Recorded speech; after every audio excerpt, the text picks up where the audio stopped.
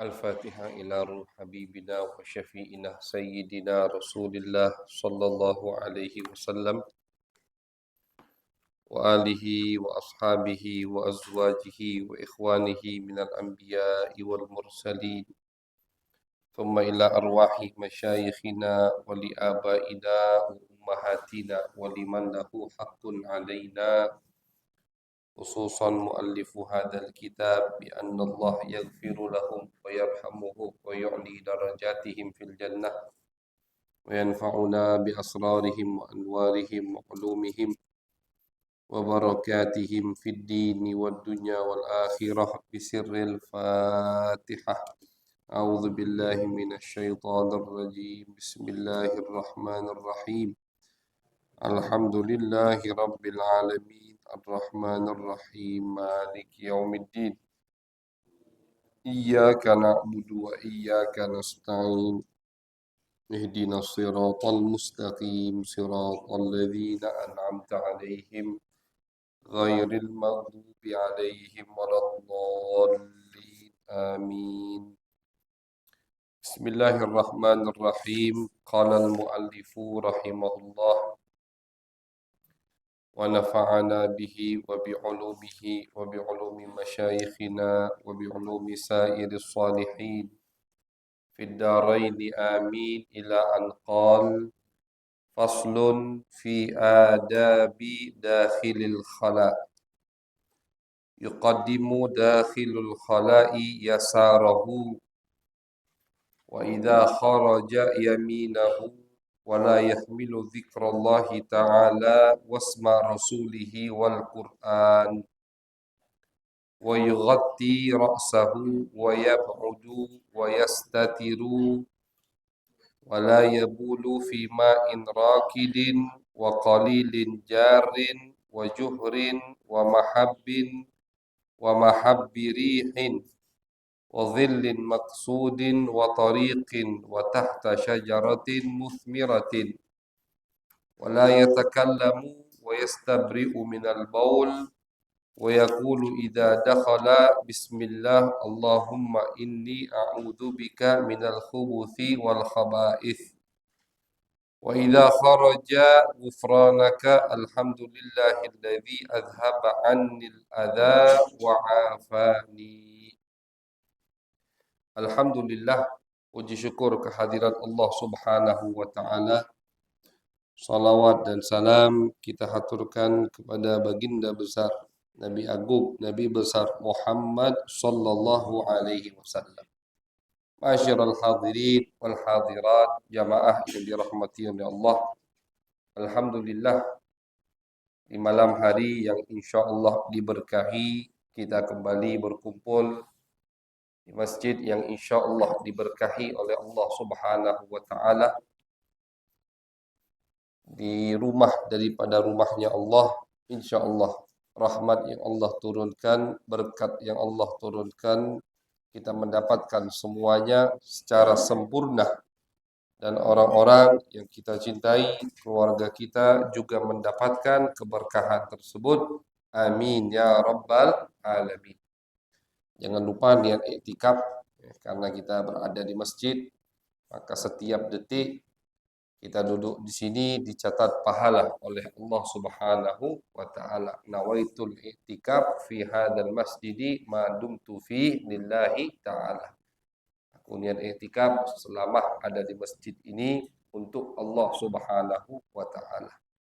Sambil kita menuntut ilmu agama dan dapat pahala i'tikaf, insyaallah pahala kita banyak yang kita dapatkan dari Allah Subhanahu wa taala. Amin ya rabbal alamin. Masyarul hadirin wal hadirat, menyambung kajian daripada pembacaan kitab Al-Mukhtasar Al-Latif yang sudah kita mulai. Alhamdulillah, berapa kali pertemuan, sudah berapa bab yang kita dengarkan. Terakhir adalah bab yang diharamkan untuk orang yang tidak punya wudu. Apa saja yang diharamkan untuk orang yang tidak punya wudu. Sekarang beliau pengarang kitab ini Al-Imam Al-Allamah Al-Faqih Abdullah bin Abdurrahman bin Balhaj Mafadal, beliau menyebutkan faslun fi adabi dakhilil khala. Beliau akan menyebutkan adab-adab ketika kita mau masuk ke kamar mandi. Jadi mau ke kamar mandi itu juga ada adabnya. Adab di sini maksudnya sunnah baginda Nabi Muhammad sallallahu alaihi wasallam. Jadi mau masuk ke kamar mandi ada sunnah Nabi. Diajarkan sama Nabi besar Muhammad sallallahu alaihi wasallam. Apa saja yang harus kita lakukan ketika kita mau masuk ke dalam kamar mandi. Ajaran Nabi atau sunnah Nabi menunjukkan perhatian yang luar biasa dari Nabi Muhammad SAW.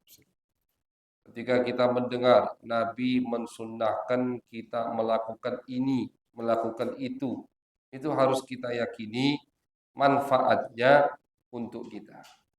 Manfaatnya untuk kita. Nabi dapat apa kalau mau neken kita?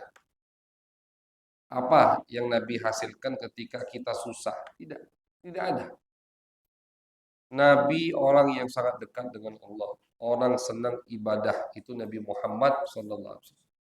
Nah, ketika Nabi mensunnahkan sesuatu, bukan yang wajib, yang sunnah. Nabi mensunnahkan sesuatu, itu pasti maslahatnya untuk kita. Itu yang harus kita yakini. Tahu atau tidak tahu alasannya. Dan sekarang kan ilmu kedokteran banyak mengupas atau meneliti sunnah-sunnah Nabi.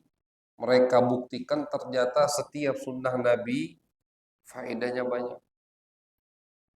Minum, duduk lebih sehat daripada minum berdiri. Minum dengan 3 nafas, tidak langsung enggak. Minum, telan dulu napas, minum lagi. Ilmu kedokteran, sudah macam-macam ngomong faedahnya ini itu. Nabi kita 15 abad yang lalu sudah mensunnahkan. Buang air kecil, posisinya duduk, miring sebelah ke kiri. Itu juga diajarkan sama Nabi Muhammad SAW. Tidur menghadap kanan, juga baik untuk kesehatan jantung, paru-paru. Banyak sekarang dokter-dokter yang meneliti sunnah Nabi, ternyata maslahatnya itu sangat banyak untuk kita. Nah, jadi mau kita tahu alasannya, hikmahnya, maslahatnya, atau kita tidak tahu, jangan pedulikan hikmah atau maslahatnya. Dengar sunnah Nabi, oh sunnah ini maslahatnya apa, baru mau aku lakukan. Nah, itu berarti bukan orang yang cinta dengan Nabi. Mau dokter sekarang ngomong ini faedahnya begini, ini faedahnya begitu, atau tidak ada yang membahasnya, selagi kita dengar itu adalah sunnah Nabi besar Muhammad sallallahu alaihi wasallam, maka harus kita laksanakan dengan senang hati, bukti cinta kepada baginda Nabi Muhammad sallallahu alaihi wasallam. Nah, cuman yang harus kita yakini bahwasannya setiap Nabi mensunnahkan sesuatu, pasti itu yang terbaik buat kita. Pasti ada manfaatnya untuk kita. Ada itu keyakinan dasar. Nah, jadi tiap dengar ada sunnah Nabi, yakin seperti itu. Ada sunnah Nabi, yakin seperti itu. Ada dokter ngomong, oh faedah ini begitu, terima, senang kita. Alhamdulillah, makin yakin dengan Nabi. Tapi tidak ada dokter yang mengupasnya, tidak peduli. Karena kita sudah yakin, sudah percaya dengan baginda Nabi Muhammad sallallahu alaihi wasallam. Faslun fi adabi dakhil khala. Beliau sebelum masuk ke pembahasan tentang mandi wajib, pembahasan berikutnya akan dibahas tentang mandi wajib. Beliau menyebutkan adab-adab sunnah-sunnah ketika kita mau masuk ke kamar mandi. Yang pertama, kata beliau, ketika mau masuk ke kamar mandi harus kita dahulukan kaki kiri kita. Kaki kiri. Kaki kiri ini harus kita dahulukan ketika kita mau ke tempat-tempat yang tidak baik atau kurang bagus. Di antaranya ya kamar mandi. Di antaranya pasar.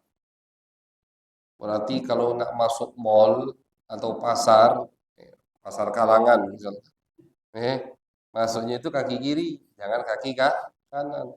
Metunya baru kaki kanan. Pasar, tempat apa namanya maksiat, misalkan kita mau tidak mau harus masuk ke tempat tersebut, tempat yang di situ ada kemungkaran, mau tidak mau kita harus masuk ke tempat tersebut, masuklah dengan kaki kiri. Jadi dikiaskan sama ulama kamar mandi dengan semua tempat yang tidak baik, dahulukan kaki. Karena begitu yang disunnahkan oleh Nabi Muhammad. Kata Siti Aisyah, Nabi besar Muhammad SAW itu setiap melakukan hal-hal yang kotor, contoh, maaf, istinja, cebok, itu kaki kiri. Ngambil-ngambil sesuatu yang tidak bagus, kaki kiri. Tapi kalau sesuatu yang bagus, ngambil Al-Quran, ngambil kitab, tangan kanan. Makan, tangan kanan. Minum, tangan kanan. Masuk ke masjid, kaki kanan. Masuk ke tempat baik, kaki kanan, dahulukan. Bahkan dalam maki sendal pun dahulukan kaki kanan. Melepas sendal, dahulukan kaki kiri. Nah, jadi ketika kita keluar dari masjid, itu kan kaki kiri dulu. Tapi maki sendalnya kaki kanan dulu. Jadi bagaimana? Ya sudah, kaki kiri kita ditijak dulu sendalnya, jangan dipakai. Jadi kan keluar dari masjid kaki kiri. Kaki kiri tadi jangan langsung pakai sendal.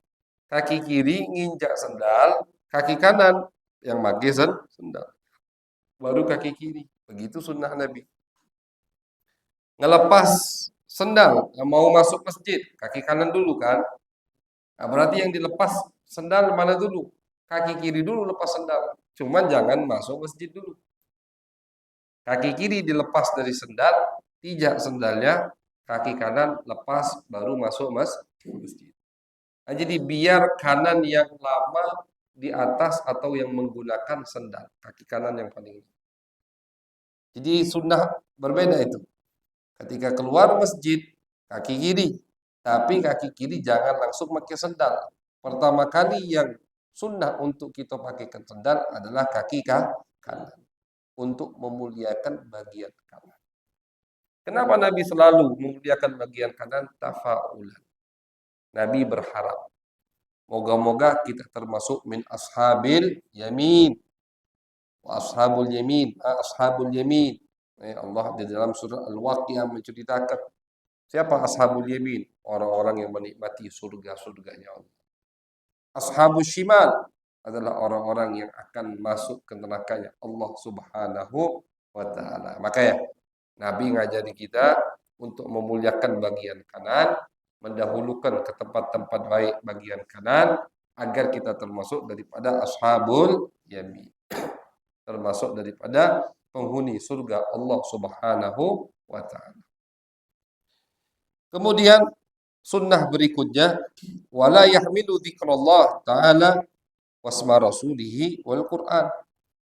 Tidak boleh kita masuk ke kamar mandi membawa zikir Allah.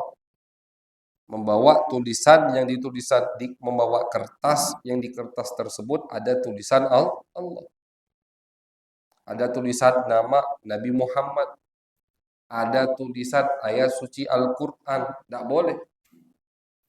Nah, jadi mau masuk ke kamar mandi, hal-hal yang mulia yang nempel di tubuh kita lepaskan dulu. Bawa Al-Quran, taruh dulu di luar. Buku wirid, taruh dulu di luar. Bawa notes, di situ isinya ada hadis Nabi, ada Bismillah, ada ayat suci Al-Quran, taruh dulu di luar. Bahkan ulama mengatakan ketika kita pakai peci, yang di peci itu kadang kan peci sekarang ada terompanya. Ada gambar terompa. Terompa itu sandal Nabi Muhammad. Itu termasuk adab, lepas dulu. Pakai peci yang lain. Kadang cincin sekarang ada terompanya, ditambah di dalamnya ada tulisan, ada ukiran Allah, Rasul, Muhammad. Dilepas. Dilepas. Cuman tadi Ustaz dilepas masjid umum, taruh di luar hilang ya. Ini udah pinter. Titip ke kawan, gantian masuk toiletnya. Atau taruh di motor, kunci taruh di mobil. Pinter-pinter lah pokoknya. Cuman kalau misalkan tidak bisa, cincin tadi misalkan kalau kita tinggalkan di luar akan hilang. Ya sudah, kata ulama, kalau memang terpaksa atau lupa, terpaksa atau lupa membawa hal-hal yang mulia tadi ke kamar mandi, digenggam dengan tangan. Digenggam dengan tangan. Jangan cincin, berarti digenggam dengan tangan. Atau dimasukkan di saku. Digenggam dengan tangan. Itu kalau terpaksa atau lupa. Sudah masuk kamar mandi, posisi yang sulit sudah untuk keluar lagi, masih pakai cincin yang ada tulisan Allah, Rasul, Muhammad. Apa yang kita lakukan? Taruh atau genggam cincin tadi di tangan kita atau taruh di kantong. Itu yang diajarkan oleh ulama. Wa yughatti ra'sahu. Kemudian sunnah ketika kita mau masuk ke kamar mandi, yughatti ra'sahu, kita menutup kepala kita. Nah, jadi menggunakan peci ketika masuk kamar mandi itu termasuk sunnah Nabi Muhammad. Pakai kopi apa? Atau misalkan ada handuk kecil. Tidak mesti peci. Yang penting kepalanya tertutup. Kepala tertutup dan alas kaki juga kita pakai. Jadi sunnah masuk kamar mandi maki sendal dan maki penutup kepala. Makanya sendal di masjid jangan dipalingi. Kadang di masjid ngapa kati sendal kamu hilang terus beb. Toilet masjid itu harus ada sendal. Cuma tadi jangan jadi jajanan, akhirnya beli terus sendal hilang tiap Jumat. Dosa itu. Karena orang akhirnya tidak bisa ngamalkan sunnah Nabi Muhammad SAW. Maling masjid dosa, terus dosanya double karena orang tidak bisa ngamalkan sunnah Nabi. Misalkan di rumah, pakai. Khususkan sendal untuk di dalam kamar mandi. Sunnah Nabi Muhammad SAW. Pakai sendal dan pakai penutup kepala. Entah itu peci atau kain, atau handuk kecil nutup kepala. Pokoknya masuk kamar mandi tutup kepala. Karena kepala ini mulia. Kepala ini mulia. Sesuatu yang mulia masuk kamar mandi harus ditutup. Itu kata ulama. Dan kepala ini tempat turunnya taufik hidayat dari Allah. Maka harus ditutup ketika masuk ke dalam kamar mandi. Dan jangan disepelekan sunnah Nabi. Sering kita ulangi ketika membahas, mengkaji tentang sunnah Nabi. Kalau kita tidak bisa mengamalkannya, jangan disepelekan. Di bulan kemarin kalau tidak salah di Desa Sukarami, kajian kita di kitab Bidayatul Hidayah, Al-Imam Nawawi Al-Bantani nyebutkan ketika Imam Ghazali sama lagi nyebutkan sunnah masuk kamar mandi, nutup kepala. Kata Imam Nawawi Al-Bantani termasuk penyebab orang sering kesurupan, ditempeli sama jin, masuk kamar mandi tidak pakai penutup kepala. Itu. Ya karena kita kan lagi masuk rumahnya. Kamar mandi itu rumahnya setan. Kamar mandi rumahnya iblis. Ketika mereka diusir sama Allah dari langit, mereka minta jatah, minta kaplingan. Rumah kami di mana ya Allah? Di toilet. Kayak nanti ketika kita baca doa masuk kamar mandi, sangat jelas doa tersebut membuktikan bahwasanya kamar mandi adalah rumah iblis, rumahnya setan. Makanya jangan lama-lama di kamar mandi. Kadang ada orang sekarang masuk kamar mandi bawa kopi, bawa rokok. macam kekurangan tempat untuk ngerokok. Hati-hati Pak. Ada sampai berapa batang, jangan. Kamar mandi itu tempat untuk qada'il hajah. Untuk kita hajat saja, membuang hajat kita. Selesai, betul. Banyak penyakit-penyakit yang disebabkan karena terlalu lama di kamar mandi. Iya, was-was. Itu disebabkan karena banyak lama-lama di kamar mandi. Bawasir itu beser. Penyebabnya termasuk karena lama di kamar mandi. Ya rumahnya setan. Kita duduk lama di rumah setan. Bayangkan. Terus tidak pakai sunnah Nabi. Tidak pakai alas kaki. Tidak pakai penutup kepala. Di kamar mandi nyerit-nyerit. Nyanyi-nyanyi. Tambah jadi setan marahin. Nah, jadi kenapa Nabi sangat menganjurkan kita untuk mengamalkan sunnah-sunnah beliau ini? Karena Nabi ingin kita terlindungi dari setan. Ini kata Nabi. Pakai kaki kiri. Kemudian pakai alas kaki. Pakai nutup kepala. Jangan berisik, kata Nabi. Selesai hajat, keluar. Jangan sampai kita ini ditempeli sama setan. Itu yang tidak diinginkan oleh baginda Nabi Muhammad sallallahu alaihi wasallam. Wa yab'udu wa yastatiru, disunnahkan ketika kita mau masuk ke kamar mandi, atau mau qada'il hajah, carilah kamar mandi atau toilet yang paling jauh. Nah, makanya kalau buat kamar mandi, sebenarnya model rumah wong dulu, kamar mandi di luar rumah, itulah yang sunnah. Kita sekarang kan tidak, karena males. Di jero bilik lagi ada kamar mandi. Sebetulnya itu tidak bagus.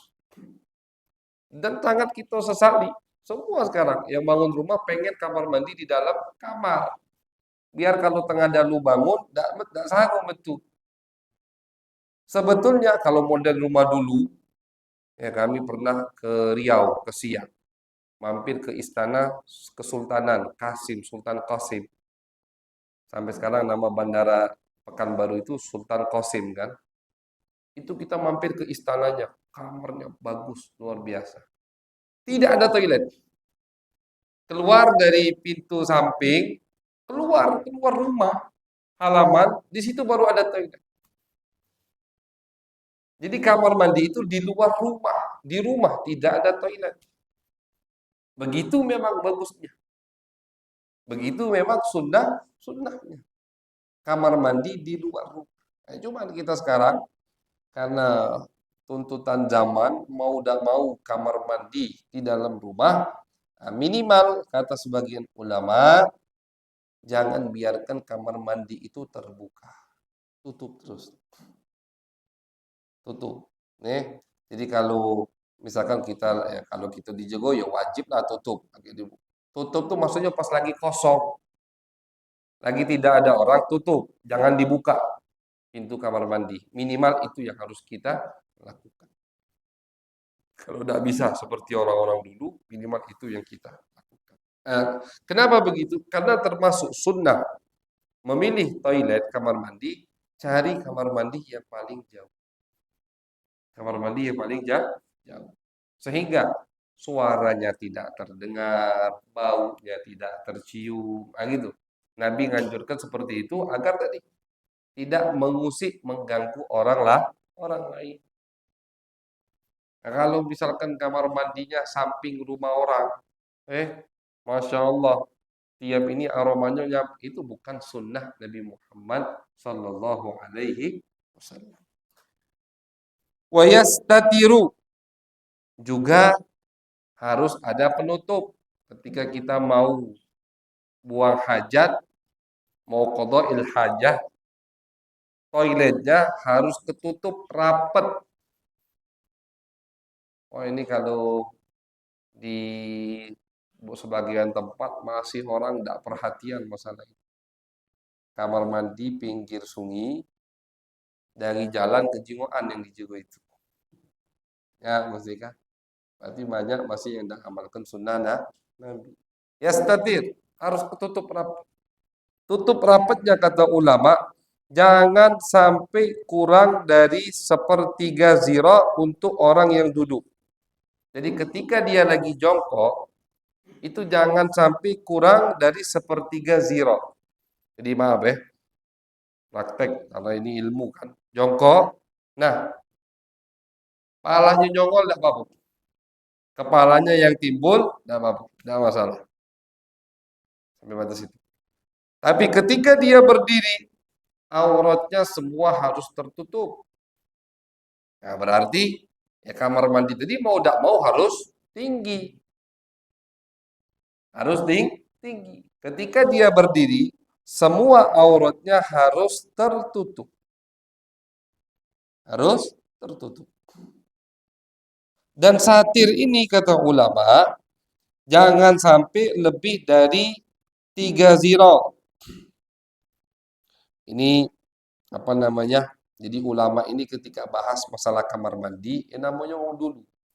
Ada tempat yang memang sudah dibangun untuk kamar mandi, ada padang pasir, itu baik gurun, sehingga bisa orang untuk buang hajat di situ. Kalau tempat tadi bukan tempat untuk qada'il hajah, artinya tidak ada bangunannya, tidak ada bangunan seperti toilet kita, tidak. Maka tidak boleh jarak kita dengan satir itu lebih dari semeter setengah, 1,5 meter. Misalkan di sungai mau qada'il hajah, harus ada satir, harus ada penutup. Kita buat penutup. Nah, penutup ini, satir ini wajib mengelilingi kita. Dan wajib ketika kita berdiri semua aurat kita tertutup. Dan wajib jarak kita, kalau kita di tengah nih, kita di tengah toilet buatan sementara tadi, dikelilingi sama penutup. Nah, jarak kita ke penutup satir tadi tidak lebih dari 1,5 meter. Berarti kalau kita berdiri di sini, satirnya jauhnya dari kita 3 meter, tidak boleh itu. Kenapa? Ya karena kalau satirnya makin jauh, berarti orang dari jauh makin bisa melihat aurat kita, kan begitu. Logikanya kan itu. Tapi kalau satir tadi, pembatas tadi tidak jauh dari kita, orang dari jauh, dari atas tidak bisa melihat aurat kita. Jadi ini penting, Pak.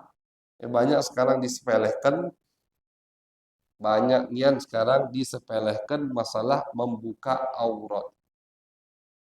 Hati-hati, jangan sampai kita tiap hari melakukan maksiat tanpa kita sadari. Nauzubillah min dzalik. Jadi harus diperhatikan kembali masalah menutup aurat. Adapun toilet yang sudah dibangun memang khusus untuk kamar mandi, untuk qada'il hajah, untuk buang air besar, untuk buang air kecil, itu tidak masalah. Kamar mandinya mau luas 6 kali 6 misalkan, ya kan, ada kamar mandi yang luas, tapi buat apa? Mubazir, jangan mesak ke rumah setan, akhirnya tambah banyak setan di rumah kita. Kamar mandi itu secukupnya saja, sebutuhnya. Orang zaman sekarang banyak kiblatnya itu ke wong Eropa, kiblatnya ke musuh-musuh Islam. Dari segi bangunan saja, kadang yang mereka jadikan suri tauladan atau apa namanya kiblat mereka, musuh Islam, Barat. Jangan. Masalah toilet perhatikan ketika kita mau bangun rumah, nih posisinya di mana, hadap kiblat atau tidak. Kalau ada najis, cari tempat yang paling jauh dari tempat kita sholat. Misalkan sekiranya kalau ada anak kecil, misalkan kena najis, tidak susah mensucikannya. Itu semua harus kita perhatikan ketika mau bangun rumah. Masalah najis itu penting, Pak.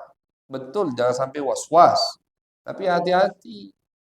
Kalau kita terlalu teledor, akhirnya kita sholat kita tidak sah. Kalau yang kita bawa atau yang kita pakai pakaian yang mutanajis. Nah, jadi pinter-pinter. Misalkan, klosetnya itu jarakkan dikit dari tempat air. Airnya udah pakai bak, pakai pakai apa? Ember. misalkan jarak sedikit, embernya tidak sampai 2 kula. Misalkan percikan dari najis yang keluar masuk ke ember, embernya mutanajis. Berarti airnya mutanajis, terkena najis. Air terkena najis tempel di baju kita mutanajis. Ini bukan biar antum was-was, bukan, biar lebih perhatian di masalah ini. Nah, jadi itu semua harus kita atur. Jauhkan sedikit. Atau kalau mau bangun bikin baknya lebih dari 2 kullah.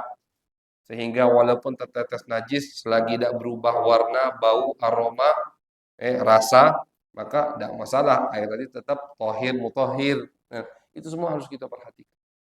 Karena ketika kita memperhatikan hal-hal tersebut, ibadah kita insya Allah akan diterima oleh Allah Subhanahu wa Ta'ala.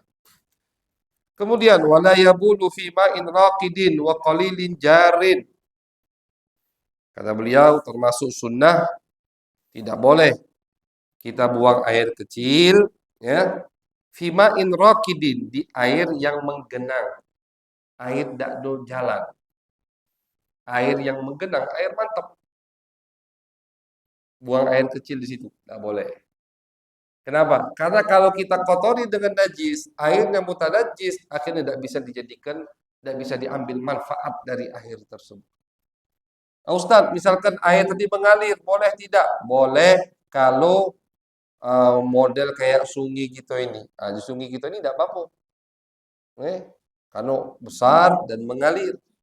Tapi kalau mengalir sungai kecil, misalkan anak sungai, misalkan saluran kecil, suci ini air. Boleh tidak kita kecil? Tidak boleh. Karena selagi air ini dan ukuran air kecil tadi, misalkan slot got atau saluran air lah. Saluran air, ukurannya itu tidak sampai 2 kula. Kalau kita buang air kecil di situ, dari tempat kita buang air kecil, itu air mutanajis terus. Sampai kapan? Sampai nanti kalau dia sudah keluar ke tempat yang lebih lebar, lebih dari 2 kula, baru airnya suci. Paham tak? Jadi misalkan ada saluran air. Saluran air di depan sini. Buang air kecil di sini. Ngalirnya ke sana. Nah, berarti dari sini sampai ke sana, ini air mutanajis terus. Kan ngalir ini air. Bercampur dengan air kecil tadi. Dengan air kencing. Mutanajis. Tidak bisa diambil manfaat sama orang sebelahnya. Sampai kapan ini air bisa diambil manfaatnya? Sampai air ini tertumpah di tempat yang lebih besar. Tertumpah di danau misalkan yang lebih dari 2 kula, baru bisa dipakai untuk wudhu. Tapi selagi masih di aliran air, udah dicampur dengan najis, tidak bisa diambil manfaat. Paham ya? Nah, makanya tidak boleh buang air kecil di air yang bergenang atau di air yang mengalir tapi salurannya kecil, tidak boleh. Karena nanti akan membuat air tersebut tidak bisa dimanfaatkan. Kemudian wa juhrin wa mahabbirihin wa dhillin maqsud wa tariq. Tidak boleh kita qada'il hajah. Baik buang air kecil atau air besar di juhrin, di lubang. Tidak tahu ini lubang apa, jangan. Takutnya di situ ada binatang. Takutnya ada binatang dalam itu. Cetuknya lagi lama-lama itu cetuknya, nah musibah pula. Makanya Nabi maslahat buat kita, jangan. Terus itu juga tempat setan, termasuk rumah setan di situ, lubang-lubang itu. Jangan sampai dikotori, nanti setannya terganggu, jinnya terganggu, masalah lagi buat kita. Oke, tidak boleh di lubang-lubang, di tanah-tanah, ini tanah luar ada lubang-lubang, jangan. Kebun misalkan ada lubang, jangan di situ. Takut mengganggu makhluk lain. Wa mahabbirihin, di tempat yang angin sedang bertiup. Angin lagi kencang. Dia mau buang air kecil, mau buang air bol di tempat yang tidak tertutup. Angin lagi kencang. Jangan. Kenapa? Takutnya nanti air kencingnya ke bawah sama angin, akhirnya kena ke uang lain atau kena tempat lain sehingga jadi mutanajis. Wa dhillin maksud, tidak boleh Buang air kecil, buang air besar, qadha'il hajah di tempat orang berteduh. Nah, ini banyak juga sekarang. Nih, tempat orang berteduh pesing. Dah boleh. Di pinggir jalan, dah boleh. Di bawah pohon yang berbuah pohonnya, dah boleh. Ini semua dianjurkan, diajarkan, diarahkan oleh Nabi kita Nabi Muhammad SAW. Tidak boleh di tempat orang berteduh, tidak boleh di pinggir jalan. Adab jalan ini, masalah jalan ini banyak orang tidak tahu adab di tengah jalan. Banyak sekarang. Salah satunya itu. Nah, jadi sahabat dulu, sahabat itu juga suka nongkrong di pinggir jalan. Kata Nabi, kalian kalau mau nongkrong di pinggir jalan, tidak apa-apa. Tapi ada syaratnya. Apa ya Rasulullah? Disebutkan sama Nabi syarat-syaratnya. Salah satunya tadi, tidak boleh ganggu orang yang lewat. Tidak boleh ganggu orang yang lewat. Sekarang, juga kalau di pasar-pasar, semua parkiran ganggu wong yang lewat jalan, itu berdosa. Tidak boleh. Kan jalan-jalan umum. Sekarang orang tidak mau rugi. Pokoknya dia bangun warung, mepet nian ke jalan. Jadi uang yang nak belanja, parkirnya ya di pinggir jalan. Haram itu. Tidak boleh. Makanya kenapa sekarang kita ini banyak tidak berkah hartanya?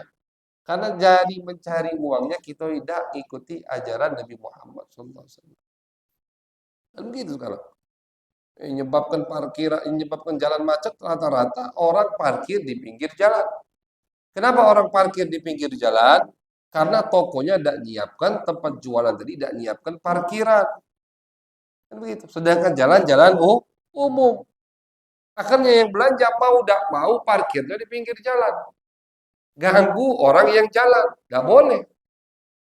Kata Nabi, kalau kalian memang mau nongkrong di pinggir jalan, syarat pertama, jangan ganggu orang yang jalan. Itu jalan umum, udah, jangan ganggu. Kita mau buat warung, mau buat jualan di pinggir jalan, silahkan. Tanah kita, kalau tanah kita. Cuman jangan sampai jualan kita ganggu jalan orang lain. Hati-hati, tidak berkah nanti jualan. Kadang banyak sekarang ngobrol di jalan, sambil naik motor sambil ngoceh, kelakar dia. Ya, uang di belakang udah cepet-cepet. Nah, nunggu di klakson malah. Tidak boleh. Nabi pernah melihat sahabat lagi naik keledai berdua. Nah, santai sahabat ini.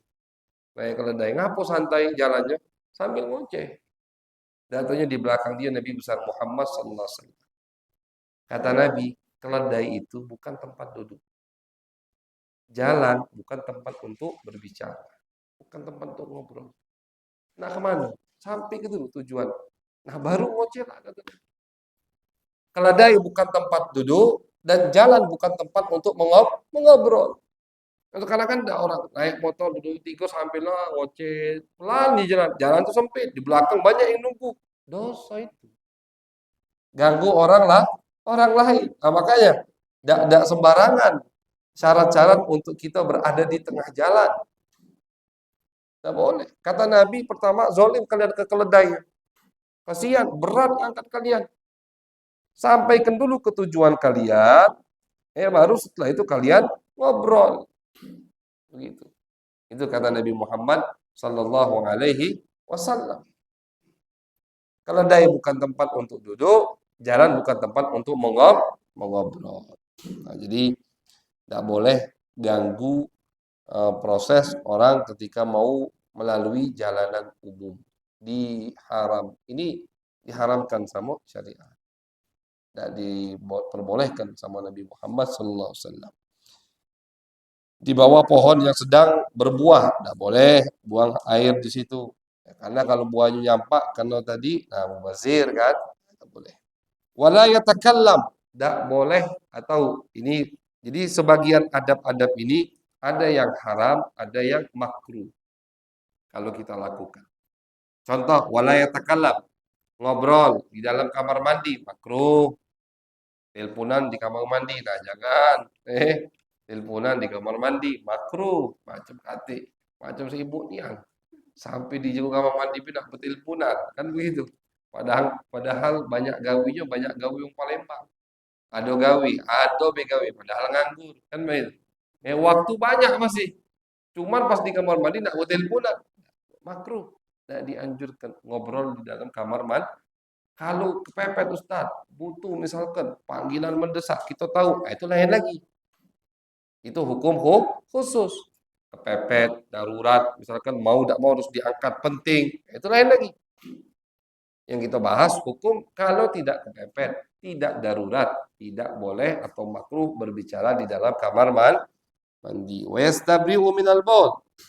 Dan termasuk sunnah daripada kita masuk kamar mandi atau setelah kita buang air kecil, istibra.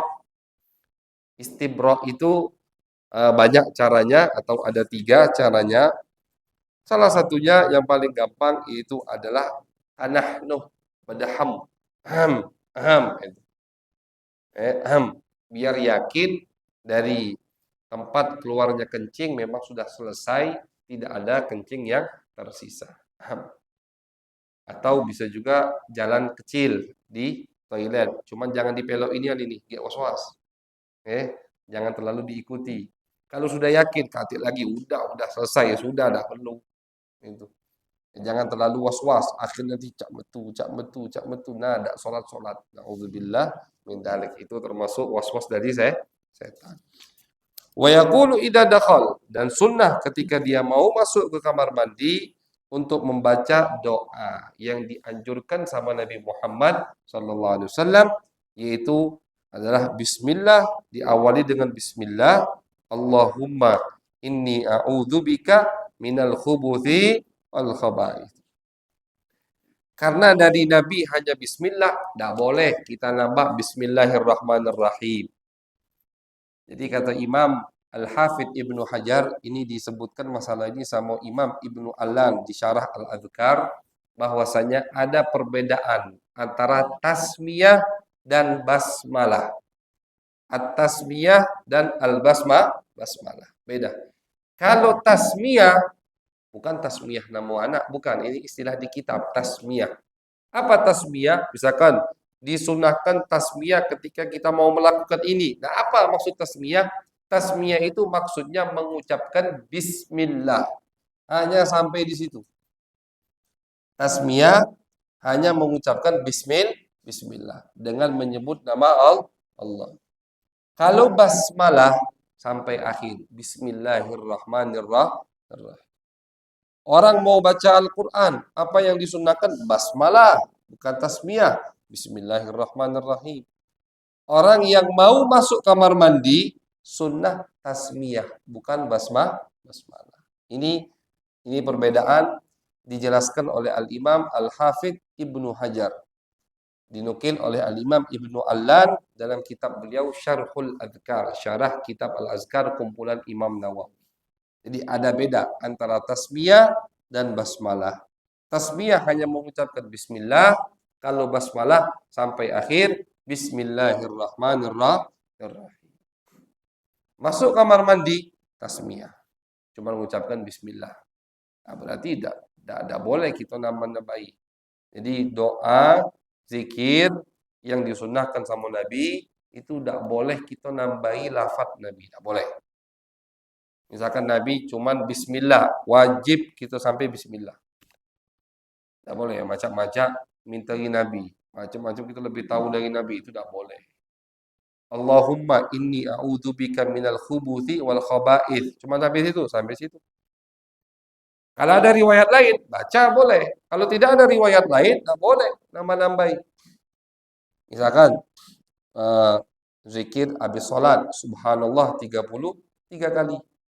Alhamdulillah, Allahu Akbar 33 kali. Itu lagi, aku pengen zikir, lagi semangat, pengen 100 kali. Tidak boleh. Selesaikan dulu proses zikir yang disunahkan sama Nabi. Subhanallah 33 kali, Alhamdulillah 33 kali, Allahu Akbar 33 kali. Pengen zikir tambahan, lajulah. Tapi selesaikan dulu itu rentetan urutan dari Nabi Muhammad sallallahu alaihi wasallam. Selesai itu mau kita subhanallah 1000 kali bebas zikir kepada Allah, bagus. Tapi dicampur atau dibarengi dengan zikir yang dari Nabi, menambah jumlah dari Nabi, tidak boleh. Ya, bahkan Bukan hanya dari Nabi, kata ulama, ketika kita membaca zikir-zikir yang disusun sama ulama. Di Rotib Al-Haddad, kata Al-Habib Abdullah Haddad, baca la ilaha illallah ini 50 kali. Jangan 55 kali. Bukan adab itu. Jadi termasuk adab sama mereka, ketika kita membaca zikir mereka, ikuti jumlah yang mereka sebutkan. Ikuti persis. Setelah itu, ada sisa waktu, kita masih semangat pengen zikir, baru silahkan zikir tambahan. Ya gampangnya seperti ini Pak, kita ke dokter. Kata dokter, minum ini 1,2 mili. Tambahi 1,5. Kan macam-macam. Dokter kan tahu dosisnya. Tahu penyakitnya. Tahu dokter ini sembuh. Kalau kebanyakan dosis, ada efek sampingnya. Bahaya. 1,2 mili. Anak 1 tahun. Anak 3 tahun. Misalkan 1,7 mili. Tidak boleh lebih. Tidak boleh kurang. Kita kan harus percaya. Kurang lebih seperti itu. Ketika zikir dari Nabi, tidak boleh lafadznya kita rubah-rubah, tidak boleh jumlahnya kita tambah. Apa yang dari Nabi, itulah yang kita baca. Apa yang disusun sama ulama di wirid-wirid mereka 3 kali, 5. Kenapa di sini 3 kali, di sini 4 kali? Zikirnya sama. Ya, seperti di Rotib Haddad sama di Wirdul Latif. Ada satu zikir, apa itu? Di Rotib, Habib Abdullah Haddad ngomong 3 kali. Di Wirdul Latif kalau salah 4 kali atau kebalik. Pokoknya zikirnya sama, tapi di sini 3, di sini 4. Tidak boleh kita tuker, tidak boleh kita samakan, tidak boleh. Karena memang beliau jadi ini rangkuman ini untuk obat ini, untuk penyakit ini, dosisnya sekian. Nah, itu beliau yang tanggung gitu. Kita baca ikut. Baca ini gitu kan. Nah, setelah itu kita mau zikir mutlak. Oke, di kitab Al-Azkar Imam Nawawi itu nyebutkan al-azkar al-mutlaqah, zikir mutlak. Subhanallah, alhamdulillah, wa la ilaha illallah, Allahu akbar. Itu termasuk zikir mutlak, artinya tidak ada jumlah dari Nabi, bebas. Mau 10.000 kali salawat kepada Nabi Muhammad, bebas. Zikir mutlak. Tapi ada zikir-zikir yang muqayyad. Zikir muqayyad itu yang dibatasi dengan waktu dan ditentukan jumlahnya. Setelah sholat, Allahumma antas salam wa minka salam. Ini zikir setelah sholat. Sholat fardu, sholat sunnah. Tidak dianjurkan. Allahumma ajirna minan nar. Itu zikir setelah sholat maghrib dan subuh. Jangan zuhur, Allahumma ajirna minan nar ini. Bagus zikir. Cuman kan waktunya dari Nabi. Allahumma ajirna minan nar. Itu riwayat dari Abu Hurairah. 7 kali dibaca. Sholat maghrib sama sholat subuh. La ilaha illallah wahdahu la syarikalah lahul mulku wal hamdu yuhyi wa yumiitu wa ala kulli syai'in qadir. 10 kali dibaca habis salat setelah subuh dan maghrib. Zuhur, asar, isya itu tidak disunahkan dibaca langsung. Allahumma antas salam. Jangan dipukul rata sama semua zikir maghrib, zikir subuh, zuhur, asar, isya. Jangan. Kemudian dinisbatkan ke Nabi, itu yang salah. Jadi pelajari zikir-zikir muqayyad yang ditentukan sama Nabi. Habis maghrib, habis subuh baca ini 10 kali. Allahumma jinna minan nar 7 kali. Nah, ini maghrib subuh. Subhanallah 33 kali di setiap habis sholat. Ayat kursi di setiap habis sholat. Allahumma a'inna ala dzikrik wa syukrik wa husni ibadatik setiap habis sholat. Nah, itu kan ada tuntunannya dari Nabi Muhammad sallallahu alaihi wasallam. Nah, jadi ini termasuk yang disyaratkan sama ulama. Tidak boleh kita nambah-nambahi atau merubah waktu zikir-zikir yang sudah ditentukan oleh baginda Nabi besar Muhammad sallallahu alaihi wasallam. Nah, jadi masuk kamar mandi zikirnya tasmiyah, bismillah. Jangan ditambah-tambahi. Cuma bismillah. Kemudian Allahumma inni a'udzubika minal khubuthi wal khaba'ith. Ya Allah, aku berlindung kepadamu dari setan laki-laki dan setan wanita. Setan itu bukan cuma lanang, ada betina juga setan. Setan juga ada kawin. Setan juga punya anak keturunan. Itu setan. Berlindung kepada Allah. Ketika kita berlindung kepada Allah, setan tidak bisa ganggu kita. Jadi pas masuk kamar mandi, bahkan ada tambahan di riwayat lain dari ulama. Ini kan doa masuk kamar mandi. Bismillah, Allahumma inni a'udzubika minal khubuthi wal khaba'ith. So, kamar mandi gitu, kaki kiri, pakai alas kaki, pakai alas kepala. Termasuk sunnah di kamar mandi ketika buka pakaian. Jadi tidak semua sunnah disebutkan sama beliau. Buka pakaian itu jangan gitu. Nah, jangan langsung sekaligus buka, pelan-pelan. Itu sunnah. Pelan-pelan buka. Buka pakaian tadi. Jangan asonian juga setengah jam hanya di kamar mandi. Jangan. Maksudnya jangan langsung buka. Kalau bisa, ini sunnah yang sulit diamalkan, sepele tapi sulit. Di kamar mandi jangan sampai bugil. Maaf. Pakai celana pendek. Jangan sampai terbuka semua. Itu termasuk sunnah Nabi Muhammad SAW. Nabi itu tidak pernah beliau melepas pakaian dari anggota tubuh beliau semuanya, tidak pernah. Maupun di kamar mandi. Kan di kamar mandi, kata yang nyingok, Allah nyingok. Malaikat nyingok. Nah, makanya ulama tidak pernah di kamar mandi itu, atau kebanyakan ulama di kamar mandi mereka punya pakaian khusus. Sayyidina Utsman bin Affan itu tidak pernah, bugil, tidak pernah. Bahkan mereka itu tidak pernah, saking ingin memuliakan tangan kanan, tidak pernah nyentuh kemaluan dengan tangan kanan. Sayyidina Utsman, Sayyidina Ali. Lebih dari situ, Sayyidina Ali bin Abi Thalib itu tidak pernah Sayyidina Ali tidak pernah nyentuh kemaluannya dengan tangan kanan. Kata Sayyidina Ali, semenjak aku membaiat Nabi Muhammad masuk Islam, tangan kanan ini tidak pernah aku sentuh kemaluan. Itu Sayyidina Ali. Nah, jadi bisa, apa dah bisa? Kurang apa tangan? Besarnya nambah. Hampir kurang sikok tangan. Kan bisa, sikok tangan. Pakai tangan kiri ini.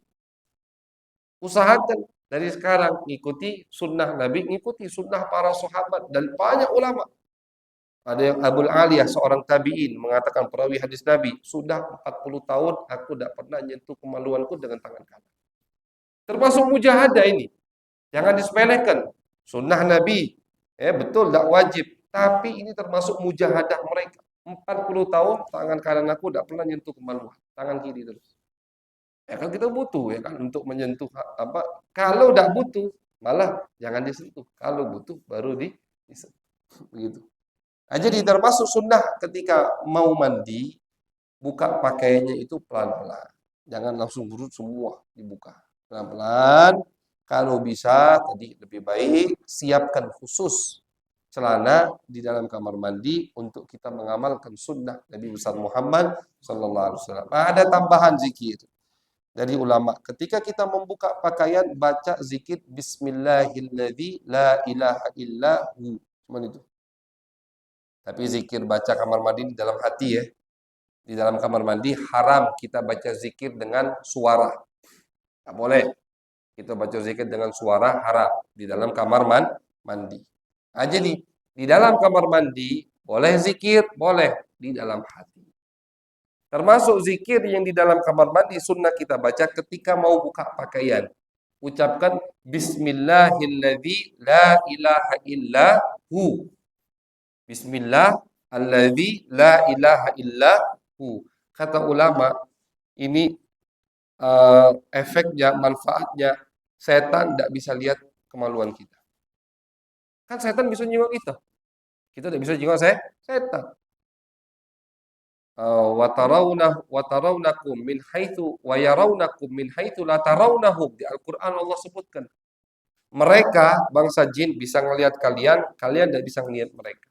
Nah, cuman ketika kita baca zikir tersebut Bismillahilladzi la ilaha illahu, setan pun di dalam kamar mandi di rumahnya ini tidak bisa nyingok kemaluan gitu. Nah, oke, dianjurkan ketika buka pakaian baca zikir tadi Bismillahilladzi la ilaha illahu. Kemudian sunnah terakhir ketika keluar dari kamar mandi baca doa ghufranak alhamdulillahilladzi azhaba annil adza wa afa wa afa. Ghufranak, yang minta maaf sama Allah. Apa minta maaf sama Allah? Itu udah habis melakukan dosa. Kan masuk kamar mandi, qada'il hajah, mandi, buang air kecil. Minta maaf sama Allah karena kita tidak bisa sepenuhnya mensyukuri nikmat Allah. Buang air kecil, buang air besar nikmat, Pak. Jingoklah di rumah sakit juga. Naudzubillah, mudah-mudahan kita dijauhkan sama Allah dari penyakit. Lihat di rumah sakit, ada orang yang pasang selang di sana, di sini, kalau tidak bisa keluar dari tempat yang asli. Sakitnya lain, tersiksanya lain, biayanya lain. Maka nikmat dari Allah. Kita tidak bisa mensyukuri nikmat tadi. Makanya keluar dari kamar mandi, baca ghufran. Terima kasih ya Allah. Ngapa terima kasih? Masih kau berikan aku nikmat yang luar biasa. Alhamdulillah, segala puji bagi Allah, alladzi azhaba 'anil adza wa afani. Yang telah menghilangkan kotoran dan memberikan kesehatan kepadaku. Kotoran, karena kan sisa dari makanan kita yang keluar itu kan sisa kotoran. Coba wong sembelit misalkan.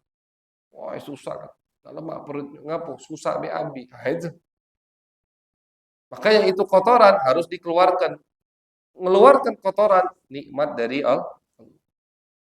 Jadi puji syukur kepada Allah yang telah menghilangkan, mengeluarkan dariku kotoran dan memberikanku kesehatan.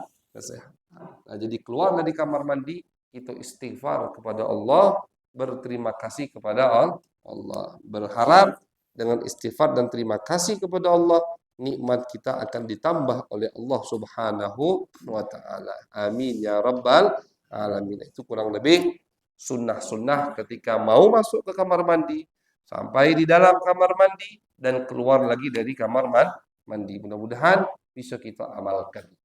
Agar ilmu lengket, tidak lupa, baru dengar langsung diamalkan. Kalau baru dengar langsung diamalkan, insya Allah tidak akan kita lupakan selamanya. Dan mendapatkan keridhaan baginda Nabi Muhammad sallallahu alaihi wasallam. Amin ya rabbal alamin. Sallallahu alaihi sayyidina Muhammad wa ala alihi wa sahbihi wa baraka wa sallam. Walhamdulillahi rabbil alamin. Bismillah.